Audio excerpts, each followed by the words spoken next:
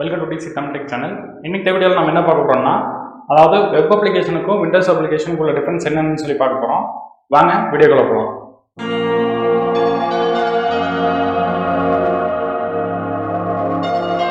Okay, first web application என்னன்னு பார்த்தலாம். Web அப்ளிகேஷன்லாம் ஒன்றும் இல்லை, நீங்கள் இன்டர்நெட்டில் ஆக்சஸ் பண்ணுற, அதாவது வெப் ப்ரௌசரில் ஆக்சஸ் பண்ணுற அப்ளிகேஷன்ஸ் எல்லாமே வெப் அப்ளிகேஷன் தான் சொல்லுவாங்க. லைக் என்னென்னு சொல்கிறோன்னா, ஆன்லைன் ஷாப்பிங், டிக்கெட் புக்கிங், இது போக நிறைய அப்ளிகேஷன்ஸ் இருக்குது. ஸோ இதெல்லாம் எப்படி ஆக்சஸ் பண்ணுறாங்க, ஓகேவா, இதை எப்படி கான்ஃபிகர்லாம் பண்ணுறாங்க, ஓகேவா.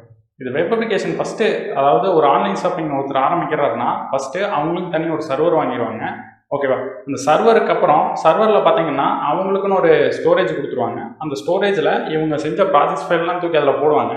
அதுக்கப்புறம் அவர் என்ன பண்ணுவார்னா, அவங்களுக்குன்னு ஒரு டொமைன் நேம் ஒன்று வாங்கிடுவாங்க, ஓகேங்களா. அந்த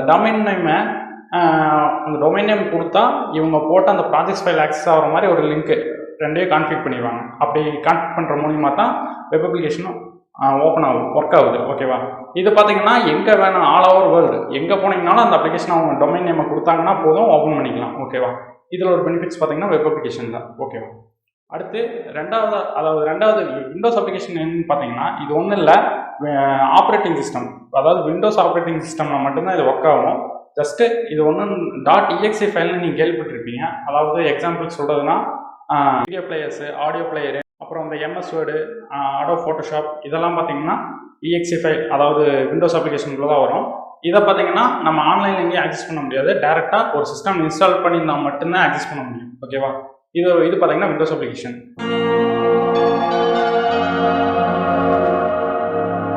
ஓகே, இப்போ வெப் அப்ளிகேஷனுக்கும் விண்டோஸ் அப்ளிகேஷனுக்கும் உள்ள ரெண்டும் டிஃப்ரென்ஸ் என்னென்னு பார்த்துக்கலாம். ஃபஸ்ட்டு வெப் அப்ளிகேஷன் பார்த்தீங்கன்னா நீங்கள் நெட் இருந்தால் போதும், நீங்கள் எங்கே வேணாலும் ஆக்சஸ் பண்ணிக்கலாம். ஆனால் விண்டோஸ் அப்ளிகேஷன் பார்த்தீங்கன்னா ஒரு சிஸ்டம் இன்ஸ்டாலாக இருந்தால் மட்டும்தான் உங்களால் ஆக்சஸ் பண்ண முடியும். ஓகே, இதோட ரெண்டாவது பாயிண்ட் என்னென்னா, வெப் அப்ளிகேஷன் பார்த்தீங்கன்னா டோட்டல் இண்டிபெண்டன்ட் பிளாட்ஃபார்ம். அதாவது நீங்கள் ஒரு டைம் போட்டிங்கன்னா, அப்லோட் பண்ணிட்டீங்கன்னா, நீங்கள் மேக் ஓஎஸ்லையும் இது பண்ணிக்கலாம்,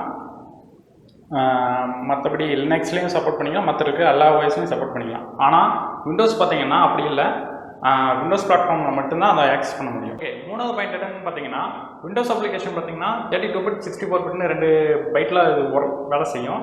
அதாவது 32 பிட்டில் டெவலப் பண்ண ஆப் பார்த்தீங்கன்னா 64 பிட்டில் சப்போர்ட் பண்ணாது, ஓகேவா. ஆனால் வெப் அப்ளிகேஷன் பொறுத்த வரைக்கும் இந்த பிரச்சனையெல்லாம் எதுவும் இல்லை, நீங்கள் இண்டிபெண்டன்ட் பிளாட்ஃபார்ம், அதாவது எதில் வேணாலும் ஒர்க் ஆகும், ஓகேவா. அடுத்து ஃபோர்த் பாயிண்ட் என்னென்னா, இது வெப் அப்ளிகேஷன் என்னென்ன லாங்குவேஜ் யூஸ் பண்ணுறாங்க, விண்டோஸ் அப்ளிகேஷன் என்னென்ன லாங்குவேஜ் யூஸ் பண்ணுறாங்கன்னு சொல்லிட்டு பார்த்துக்கலாம். ஃபஸ்ட்டு வெப் அப்ளிகேஷன் பார்த்தீங்கன்னா ஒன்றும் இல்லை, just HTML, CSS, Bootstrap, Angular, அது மாதிரி இன்னும் உள்ள நிறைய ப்ரோக்ராமிங் லாங்குவேஜ் இருக்குது, ஓகேவா, அப்படி யூஸ் பண்ணுறாங்க. அடுத்து விண்டோஸ் அப்ளிகேஷனில் பார்த்தீங்கன்னா ஒன்றும் இல்லை, C#, விஷுவல் பேசிக்கு, இப்படின்னு நிறைய லாங்குவேஜ் இருக்குது, ஓகேவா. இது ரெண்டுக்குள்ள டிஃப்ரென்ஸ் அவ்வளோதான். ஓகே ஃப்ரெண்ட்ஸ், இன்னைக்கு வீடியோ அவ்வளோதான். இந்த வீடியோ பிடிச்சிருந்தனா லைக் பண்ணுங்கள், ஃப்ரெண்ட்ஸுக்கு ஷேர் பண்ணுங்கள், மறக்காமல் சேனலை சப்ஸ்கிரைப் பண்ணுங்கள். Okay, thank you.